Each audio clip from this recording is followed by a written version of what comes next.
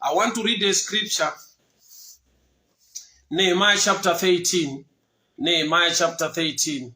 Nehemiah chapter 13.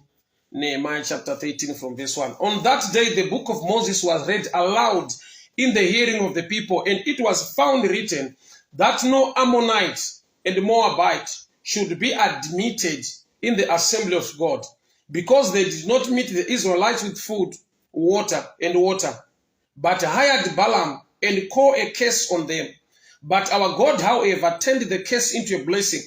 When the people heard the law, they excluded from Israel all who were of foreign descent. Father, we thank you for your word. Speak to us this morning. Instruct us, correct us, empower us for the glory of your name. In Jesus' mighty name I pray. Todanditaure pamusoro pescripture yandabata. Murume unonzi Nehemiah vapedza kuvaka rusvingo rweJerusalem. Bhaibheri rinoti vakatora rugwaro ndokutanga kuverenga. They read from the book of Moses. They heard aloud in the hearing of the people.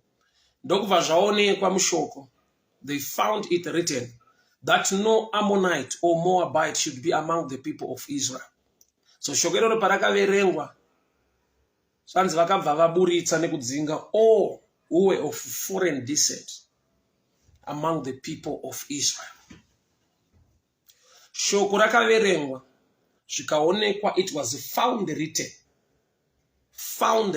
in the word, which means dai shoko ranga risina kuverengwa, they were going to stay nema Ammonites, nema Moabites among the people of Israel. Shoko parakaverengwa pakaonekwa kunzi vana vaAmoni nevaMoabhu havatenderwi kunge vari pakati pevana veIsraeri.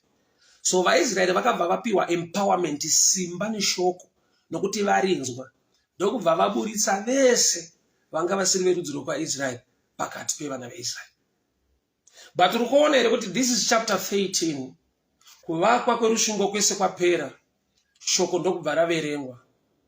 I see an error here, kuti dai vakatanga vaverenga shoko voburitsa zvisingadiwe naMwari pakati pavo, vovaka the walls. Why?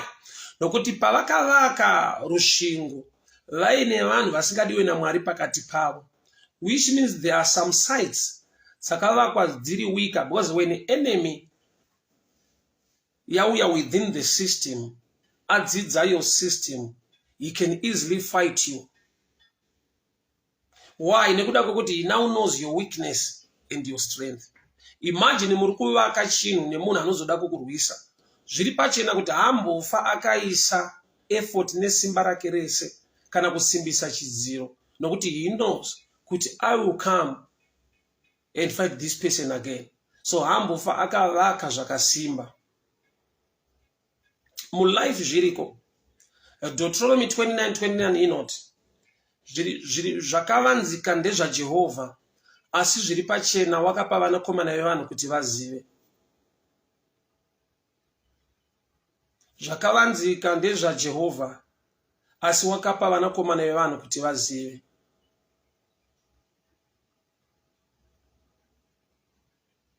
So I want to pray with you.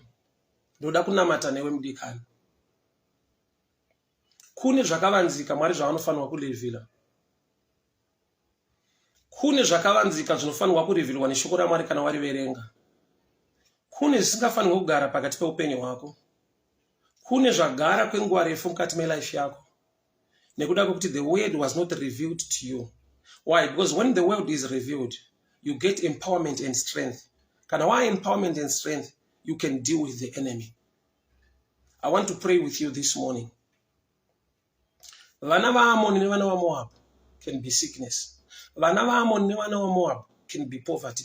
Vana vaAmoni nevana vaMoabhu zvinhu zvausingadi, but zviri within your life. Zvaakuda kuti Mwari vakupe simba kubudikidza neshoko ravo kuti gone kuzvibvisa muupenyu hwako. I'll pray with you. Father, I rebuke sickness. I rebuke the spirit of poverty. I rebuke every plan of the enemy adgarwa mukati mevana venyu mangwanani ano.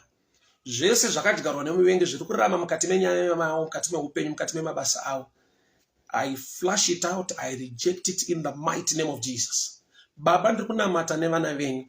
Every spirit of Ammon, every spirit of Moab yadyarwa pakati pevana veIsraeri, I flush it out.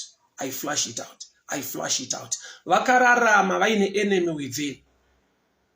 Marara ese ari pasi pecarpet ngabve mukati muupenyu wako.